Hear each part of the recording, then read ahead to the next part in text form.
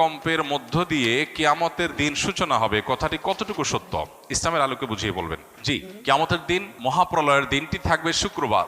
এটি বিশুদ্ধ হাদিসে বর্ণিত হয়েছে, নবী সাল্লাল্লাহু আলাইহি সাল্লাম থেকে সুসাব্যস্ত হয়েছে। শুক্রবারের ফজিলত সংক্রান্ত একটা হাদিসে জুমার দিনে কি কি হয়েছে এবং কি কি হবে সেগুলো বলতে গিয়ে একটা পর্যায়ে এই দিনেই কিয়ামত প্রতিষ্ঠিত হবে বা মহাপ্রলয় হবে, যখন সৃষ্টি জগতের সব কিছুকে আল্লাহ তাআলা ধ্বংস করবেন, আবার পুনরায় মানুষকে, প্রাণী জগৎকে আবার সৃষ্টি করে সবার হিসাব নিকাশের মুখোমুখি করবেন, হাসর কায়েম হবে। তো এই যে মহাপ্রলয়ের মধ্য দিয়ে যে মহাধ্বংসযজ্ঞ হবে, মহানিনাদ হবে, বিকট আওয়াজের মধ্য দিয়ে গোটা সৃষ্টি জগৎকে আল্লাহ তাআলা শেষ করে দিবেন, সেই দিনটি জুমাবার হবে, এটি বিশুদ্ধ হাদিসের আলোকে প্রমাণিত।